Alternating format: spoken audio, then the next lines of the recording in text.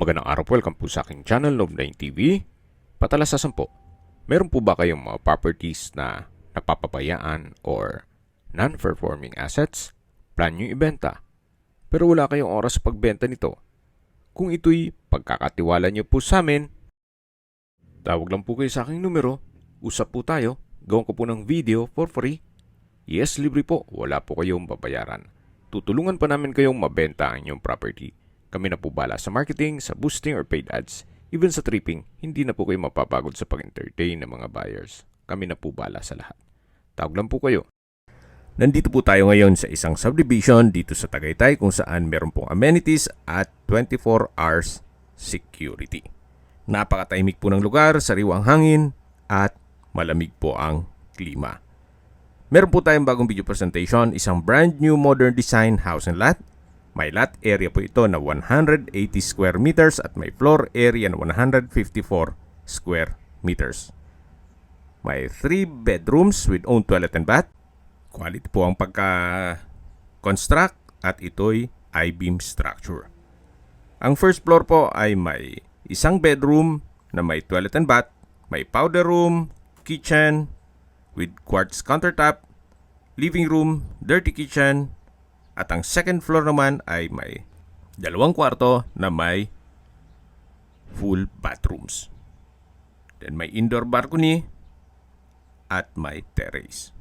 May freebies na rin po si owner gaya ng Panasonic refrigerator, La Germania cooktop, La Germania range hood.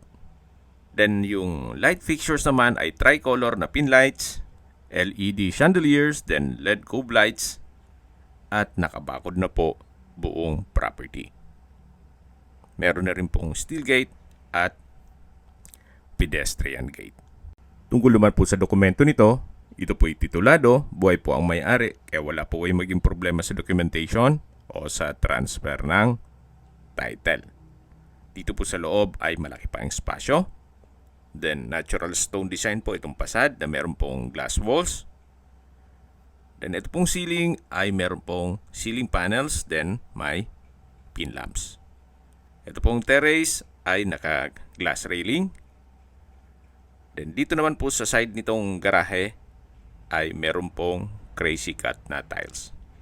At may setback po yan, paikot ng buong bahay. Brand new po ito, kita nyo naman, meron pang natirang mga materyales. Ito naman po yung main door, naka-solid wood, at ito'y naka-smart lock. Samahan niyo po ako, pasok po tayo, at welcome po dito sa bahay ni Madam at Sir. Ito po yung living area, then dyan po yung dining area, sa dulo naman yung formal kitchen. Premium tiles ang ginamit dito sa flooring. Napaganda po nitong disenyo ng glass walls and windows, nag-serves as natural sunlight. Yan po, tunghayin niyo po. Then sa dulo po ay meron pong chandelier at double high ceiling po sa side na yan. Yan po ulit yung living area o salas na kung saan meron rin pong mga outlet. Matatanaw naman natin yung sliding glass door na kung saan yan po yung access papunta sa covered lanay. Dito naman po nakapwesto yung dining area. Bago natin i-check ang formal kitchen, labas po muna tayo dito sa may covered lanay. Na kung saan ito po yung tinutukoy ko na sliding door. Ito po yung covered na ang area to. Then naka-tile flooring. Sa dulo po yung dirty kitchen o service area. Then may setback po yan, paikot ng buong bahay. Napakanda po ng disenyo nitong wall, natural stone design. Hanggang sa second floor po yan. Balik po ulit tayo dito sa loob. So ito po ulit yung dining area, sa dulo yung living area, yung hagdan, at yan po yung first bedroom. Mamaya po check natin yan. At dito naman po yung breakfast nook na may pendant lamp at quartz kitchen countertop. Yan po yung tinutukoy ko na freebies ni owner na kung saan meron pong Panasonic refrigerator, then La Germania cooktop, La Germania range hood, then meron na rin pong mga wall-mounted modular kitchen cabinet. May stainless sink with faucet, kitchen window, kitchen drawer at storage ng kitchen utensils. Then dito naman po yung access door na papunta sa service area. Check po natin. Ito naman po yung perimeter fence. Then yan po yung countertop or dirty kitchen. At yan po yung tinutukoy ko na setback paikot ng buong bahay. Then customized din po ang window glass dito sa first bedroom. Balik po ulit tayo dito sa loob. Yan po ulit yung formal kitchen, yung breakfast nook, yung dining area, sa dulo yung living area, at yung access door papunta sa covered lanai. Ito naman po yung first bedroom. Na kung meron man po kayong PWD or senior citizen sa pamilya, ito po yung para sa kanila. Napakalaki po ng espasyo. Yan po yung tinutukoy ko na customized glass window. May mga outlet na rin po ito. Then, tile flooring. Pulido po ang pagkapintura ng ceiling at wall. Meron din po itong sariling toilet and bath na kung saan ito ay naka-frozen glass. Ang bathroom door. May bathroom countertop, stainless faucet, then from floor to ceiling po ang tile bathroom wall. Then sa baba po ay may flute type design. Ito po yung overhead shower, may bathroom window, then water closet with bidet. May tissue holder din po. So ito po yung toilet and bath ng first bedroom. Tunghayan nyo po ulit itong unang kwarto na kung saan napakalaki po ng espasyo. Meron din pong ceiling cove design. Lalabas na po tayo para check natin yung ibang parte nitong bahay. Napakaliwalas po ng floor plan. Napaganda po. Simple lang, pero pagpasok nyo po, maliwalas po. So dito na po tayo sa may hagdan na kung saan sa baba po nito ay may powder room. Ang bathroom door po ay naka-frozen glass na rin siya. Same design nung toilet and bath dun sa first bedroom. Check po natin.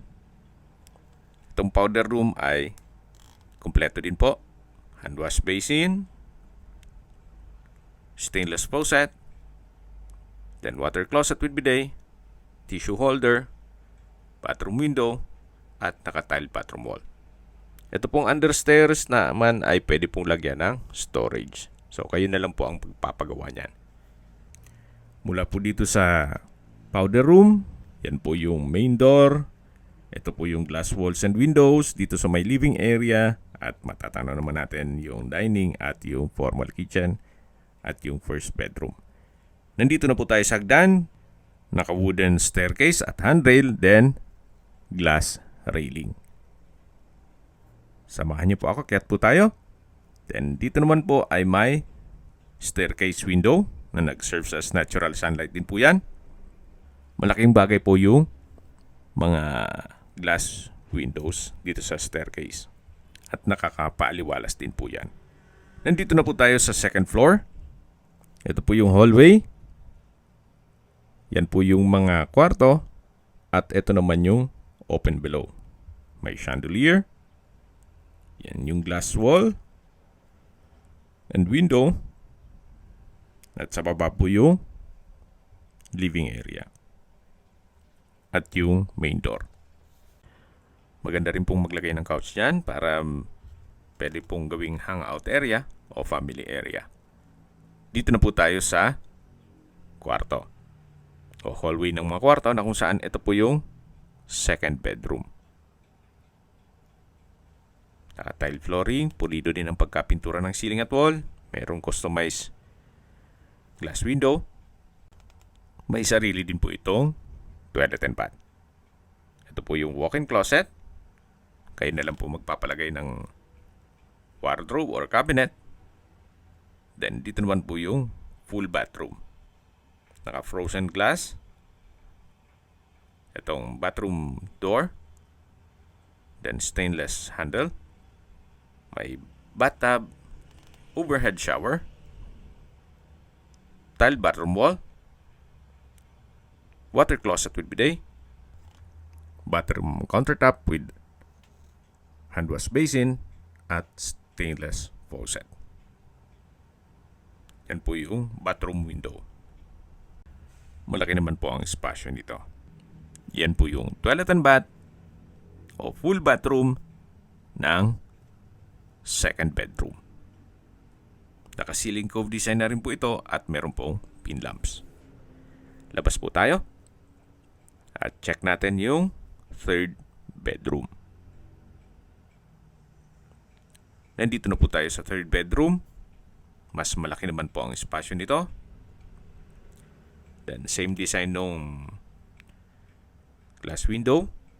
Nung sa baba, ito'y customized. Then naka-ceiling cove design. Then may pin lamps. May mga outlet na rin po. Naka-tile flooring. Then pulido din po ang pagkapintura ng ceiling at wall.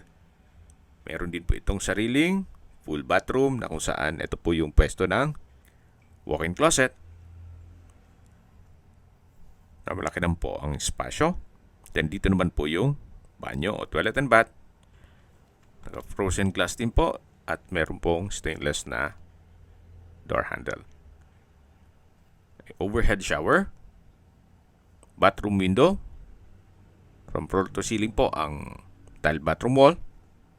May bathroom countertop with hand wash basin, stainless faucet, water closet with bidet, tissue at towel holder. Yan po yung toilet and bath ng third bedroom. So mga nagtatanong po kung kailan po ito na gawa o finish yung construction, na video shoot ko po ito noong May 2, 2025. So yan po ulit yung family area. Then yung open below at meron din pong access door dito sa may hagdan na papunta naman ito sa terrace. Ito pong wall ay naka-natural stone design, naka-glass railing, tile flooring, then naka-ceiling panels. At dito naman po sa side na to ay yung staircase window.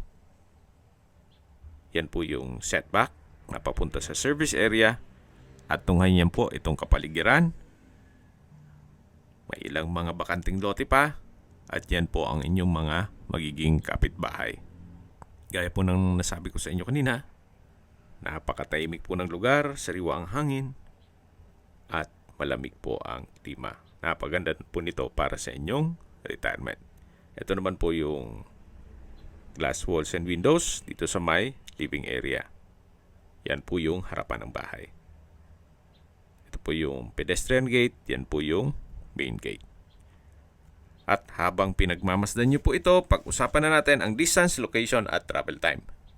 Mula po sa mga restaurants gaya ng Balay Dako, Leslie's, RSM, La Terraza, Starbucks at iba pang hotels at restaurants, ang distance is 3.5 kilometers at ang travel time is 8 minutes.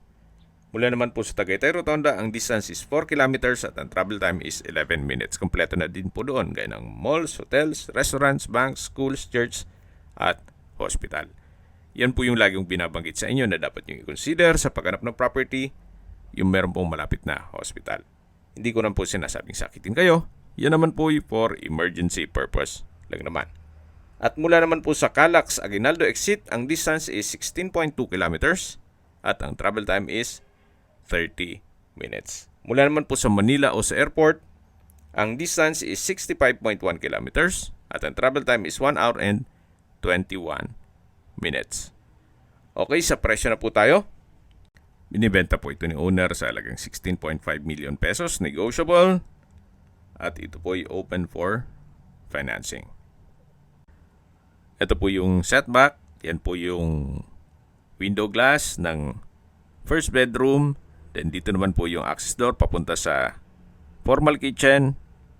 Ito naman po yung service area o dirty kitchen. At dito naman po yung cover lanay. Then sa dulo naman po yung access na papunta sa garahe. Ito pong covered lanay ay naka-polycarbonate roofing. Yan po yung kaninang tinutukoy ko na naka-natural stone design itong wall. Dito po sa harapan ay meron pong pine tree at ito po yung harapan ng bahay. Yan po yung facade. Napaganda po, napakaliwalas. At ito'y brand new. Kung may mga katanungan po kayo, tawag lang po kayo sa aking numero. Meron po akong Viber, WhatsApp at Telegram. Same number lang po, 0917-316-3399. Sa mga nagtatanong naman po ng aming Facebook, meron po aming Facebook page na Nov9TV at Facebook Real Video. Meron din pong TikTok at Instagram. May ibang YouTube channel po kami, the Nov9TV channel, Nov9TV Listings, Nov9TV On The Spot, Nov9TV Updates, at Nov9TV House Rental. Sana po naibigyan nyo ang video presentation. Paki-like and subscribe na lang po sa aking channel para ma-update din po kayo sa aking future listings. Kung sakali po hanap nyo yung mas malaking sukat ng lupa, meron din po kami ibang listings na pwede nyong pagpilian. Huwag po kayong mag-atubiling tumawag sa amin. Then, let us know your budget para malaman namin kung anong property pwede naming ilog sa inyo. Sa lahat pong viewers, subscriber at nagtiwala po sa amin, salamat po sa suporta. Ingat po kayo lagi at yung pamilya. Maraming salamat po.